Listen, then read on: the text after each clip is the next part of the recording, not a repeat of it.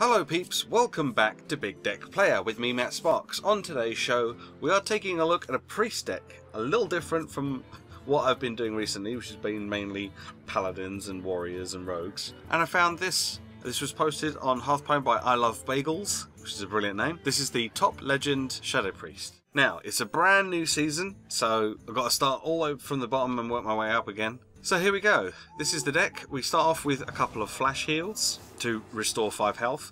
Now I'm finding that I'm needing these to heal myself with and not use in conjunction with the Organized Soul Priest to do damage. I would suggest that you mulligan for one of these because this deck is quite slow and you will probably need it because there's so much rush, there's so much aggro in the current meta, especially first thing in the season. A lot of people are going to want to try and climb the ladder as quickly as possible, so you're probably going to come up against a lot of aggro. Also at 1 mana we have Power Glory. I don't think I've seen a single deck to use this card yet. When I first got one of them I was like, this is an interesting card, and this deck is quite interesting because there's a lot of things in this that I wouldn't see in regular priest decks. So Power Glory, if you're not familiar with it, you choose a minion to buff this with, and whenever it attacks it restores 4 health to your hero. So you can put it on one of your own minions, or what I've been liking to do is put it on one of my opponent's minions, especially early in the game. If they put out something that's like a 3-2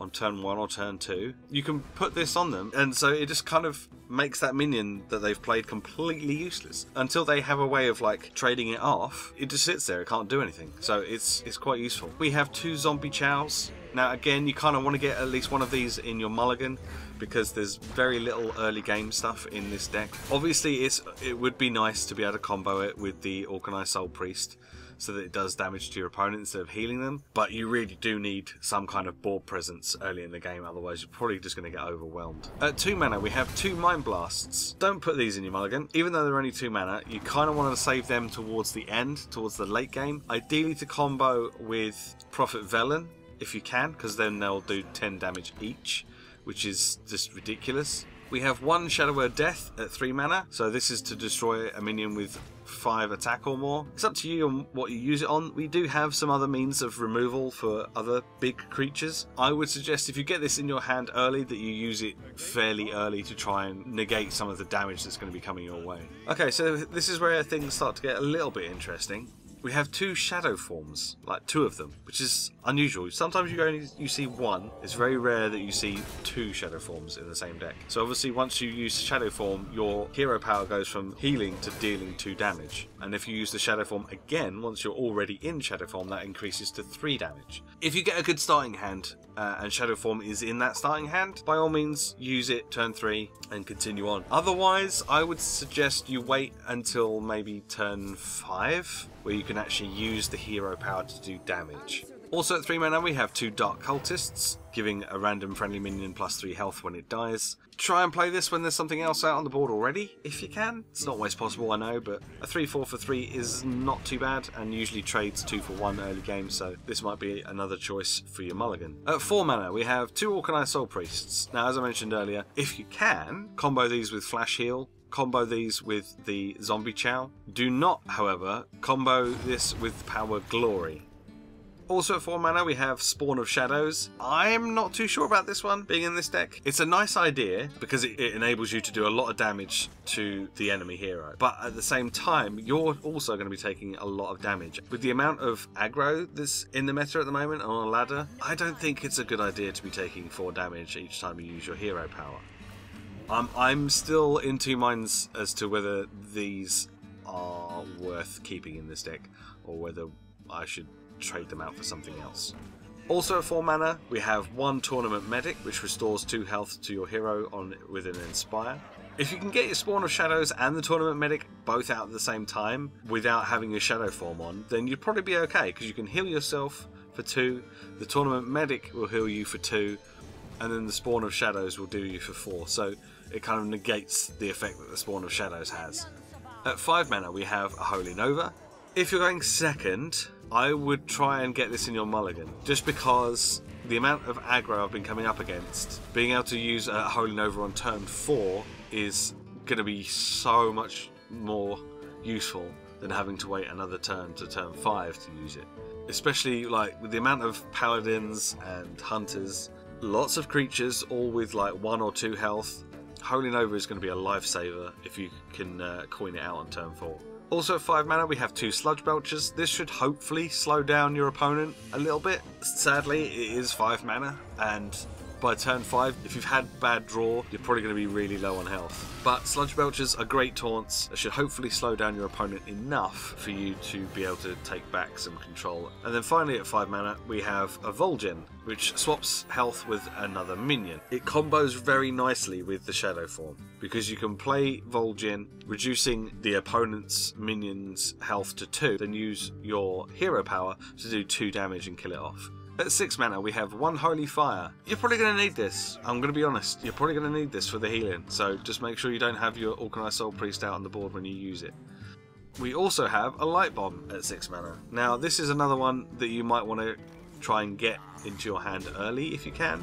Also at 6 mana we have 2 Cabal Shadow Priests. I like Cabal Shadow Priests, I think their battle cry is really interesting, being able to take control of an enemy minion that has 2 or less attack. But I always find that by turn 6, it's unlikely that your opponent's actually going to be playing anything with 2 or less attack. It can be quite useful though, and a 4 or 5 body isn't too bad for 6 mana. Also at 6 mana, Emperor Therasan. At the end of your turn, reduce the cost of your cards in your hand by 1. This can be really, really useful because we've got quite a lot of 5, 6, 7 mana cards in this deck. It's useful to try and get Therasan out as early as possible. The fact that he's a 5/5 is pretty good as well. Also at 6 mana we have 1 Kodo Rider, which has another Inspire mechanic, so every time you use your hero power it summons a 3/5 War Kodo. This could be really effective, especially towards the late game. If your opponent doesn't get rid of the Kodo Rider, this can start to begin to spiral out of control. Most people are wise to it now though. If you've got board control when you play it, you'll probably find that the Kodo Rider lasts a bit longer.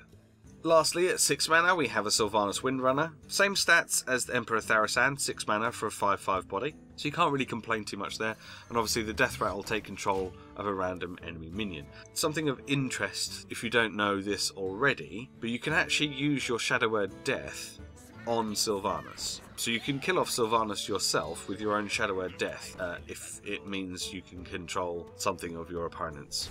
But it's a nice way of doing things. So instead of running Sylvanas into something to kill Sylvanas off to get the Death Rattle, you could hit face and then use your Shadow Word Death on Sylvanas and take control of something that way.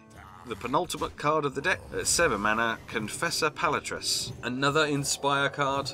Summon a random legendary minion when you use your hero power. I've had Trade Prince Gallywix a couple of times whilst playing in this deck, which has been pretty good. I really like this card. I just wish that she had some more health. Chances are you will only get 1 chance at using Confessor Palatress.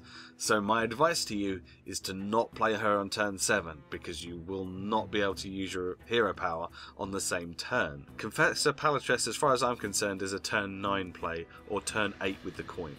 And then finally we have Prophet Velen. So this one doubles the damage and healing of your spells and your hero power. Popping Prophet Velen out when you're doing 2 damage with your Shadow form changes it obviously to 4, and if you've used both of your Shadow form spells by then, it starts doing 6 damage, which is really awesome. Also, comboing the Mind Blasts that we have in this deck whilst Prophet Velen is out means that each Mind Blast does 10 damage, which is pretty insane. If you can reduce the cost of either Prophet Velen or the Mind Blasts with Emperor Therasan, on turn 10 you could Prophet Velen and maybe use both Mind Blasts in the same turn, doing 20 damage, which is ridiculous. But the problem I find with this deck is that it is slow, and there's not huge amounts of removal early game to be able to try and control the board. But that's the deck. That is the Shadow Priest deck. I'm having a lot of fun with it. I'm not having a lot of luck at the moment, and I'm still learning the best way to play the deck. I would suggest, seeing as it's the beginning of the season, this might be a nice time to try this deck out.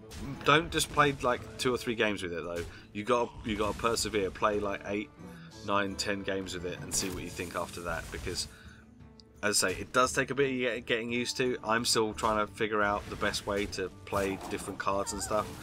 but I am having a lot of fun with it. I haven't played Priest in ages. It was the first one I got to level 60 because I just haven't found decks that I've been finding interesting, and this deck, if nothing else, is very interesting.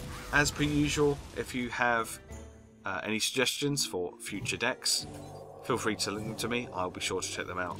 The link to this deck will be in the description, so you can head over to Hearthstone. I hope this has been useful. If you play this deck, let me know how you get on. If you've got any advice on how to play this deck, if you've found a super cool combo that maybe I've missed, let me know and I'll be sure to try it out. I'm going to play a whole bunch more of this deck because I'm having a lot of fun with it, even if I don't win every single game or any games. It's still quite fun to play. So thank you very much for watching. I will see you next week for some more Big Deck Player. Thanks again. Bye bye.